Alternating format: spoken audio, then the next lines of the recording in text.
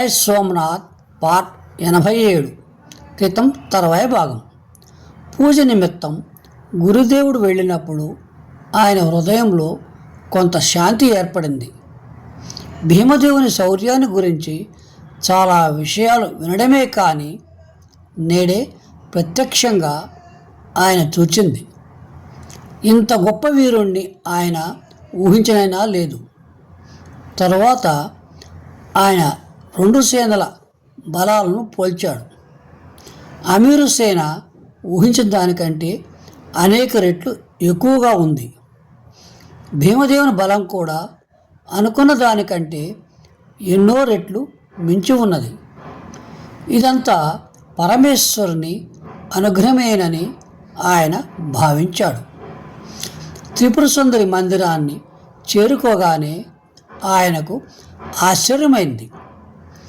ఎవరో బయట తాళం పగలగొట్టి తలుపులు తెరిచారు. హరిదత్తుని పనే ఇది అనుకుంటూ ఆయన లోపలికి ప్రవేశించాడు. గర్భద్వారాన్ని కూడా తెరిచారు ఎవరో. గర్భద్వారాన్ని సమీపించగానే అక్కడ దేవీ పూజ చేసి మాంస మధ్యాలను నైవేద్యం పెట్టి ధ్యానించడానికి కూర్చున్న శివరాశి కనిపించాడు. సర్వజ్ఞుడు అక్కడే స్తంభించి నిల్చున్నాడు. తన ఆదేశాన్ని ఇలా అందులో ప్రధాన శిష్యుడే తిరస్కరించడమా? ఆయన కలలోనైనా దీన్ని ఊహించి ఎరగడు. అలా ద్వారంలో ఒక క్షణం నిల్చున్నాడు. శివరాశి ఉన్మత్తుడు కాలేదు కదా. కొద్ది క్షణాలు ఆయన ఏమీ మాట్లాడలేదు.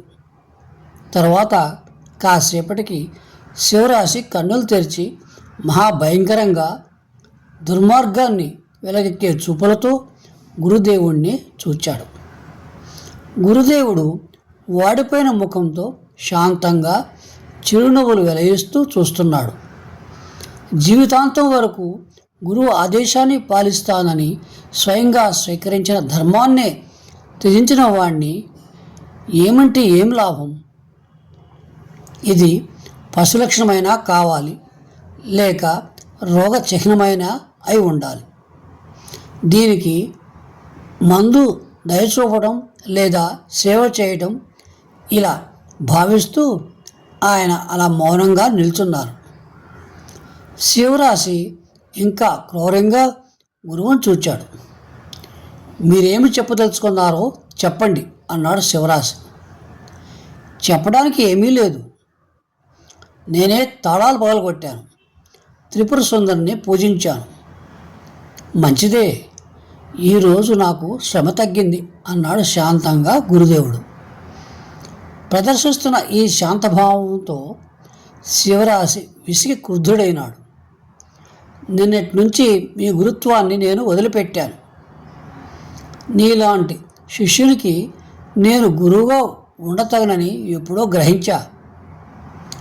ఈ రోజు నుంచి అంటూ మండిపడుతూ లేచి పాశుపత మతాచార్య పదవిని నేను తీసుకున్నాను అన్నాడు శివరాశి.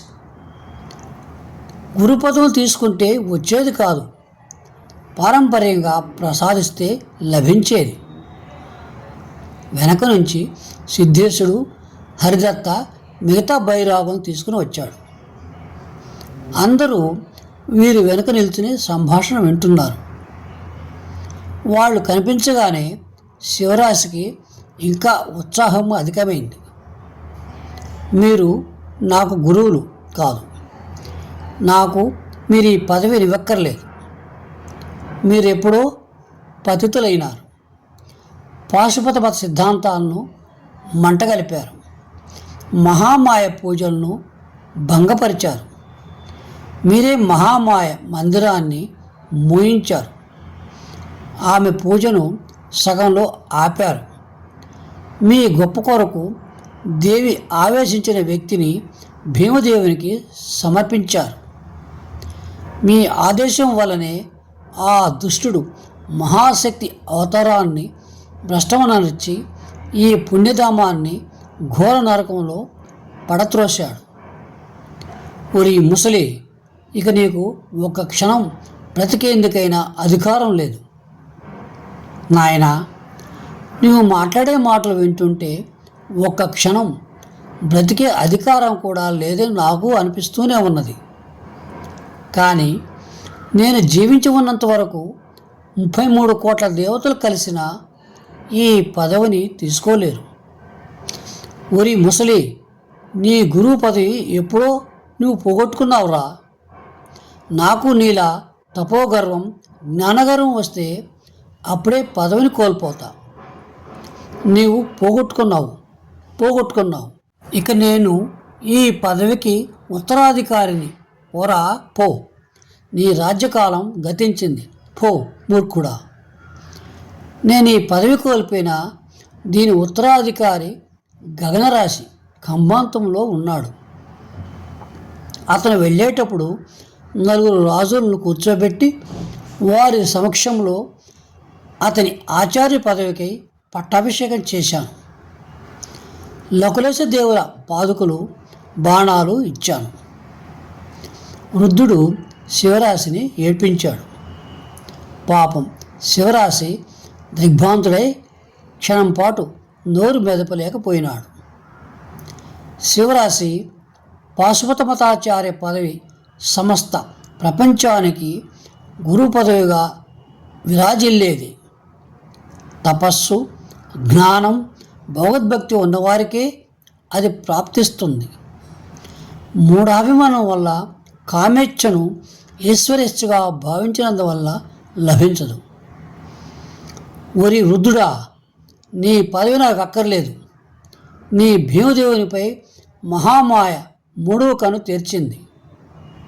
నీ చావు నెత్తిన నిల్చున్నదిరా. నేను మరణించినా గగనరాశి నీలాంటి వారి నుండి పాశుపత మతాన్ని ఉద్ధరించగలడు అంటూ నెమ్మదిగా మందిరం బయటికి నడిచాడు సర్వజ్ఞుడు.